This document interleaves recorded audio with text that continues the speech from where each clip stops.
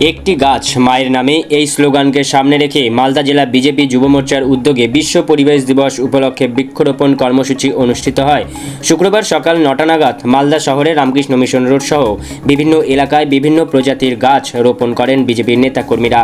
অনুষ্ঠানে উপস্থিত ছিলেন বিজেপি যুব মোর্চার জেলা সভাপতি শুভঙ্কর চম্পটি, রাজ্য সহ সভাপতি বিশ্বজিৎ রায়, মহিলা নেত্রী নারায়ণী ব্যানার্জি সহ অন্যান্য দলীয় নেতৃত্ব। পরিবেশ ভারসাম্য রক্ষার গুরুত্ব নিয়ে সাধারণ মানুষের মধ্যে সচেতনতা বার্তা দেওয়া হয়। বিজেপি যুব মোর্চার জেলা সভাপতি শুভঙ্কর চম্পটি বলেন, প্রধানমন্ত্রী নরেন্দ্র মোদীর আহ্বানে একটি গাছ মায়ের নামে কর্মসূচির অংশ হিসেবে এই বৃক্ষরোপণ করা হয়। তিনি জানান, বর্তমান পরিস্থিতিতে পৃথিবীর পরিবেশ ভারসাম্য রক্ষায় গাছ লাগানো অত্যন্ত প্রয়োজনীয়।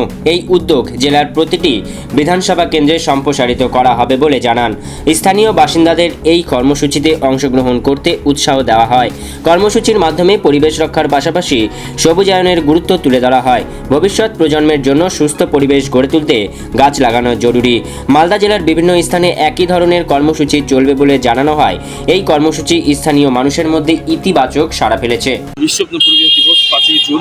আজকে আমাদের দেশের প্রধানমন্ত্রী নরেন্দ্র মোদীজি বলেছেন এক পেড় মাকে লিয়ে।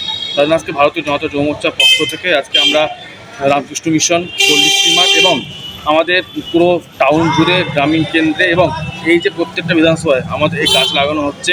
আমরা চাই প্রকৃতিকে বাঁচাতে। এই প্রকৃতি যদি বাঁচতে চাই একমাত্র সম্বল হচ্ছে গাছ। তাই আমি অনুরোধ করব প্রত্যেকটা মালদাবাসী যেন এই বিশ্ব পরিবেশ দিবসে গাছ লাগায় এবং আমাদের প্রকৃতি যেন বাঁচানোর চেষ্টা করে। আপনার নাম? শুভঙ্কর চম্পটি, ভারতীয় জনতা যুব মোর্চার সভাপতি।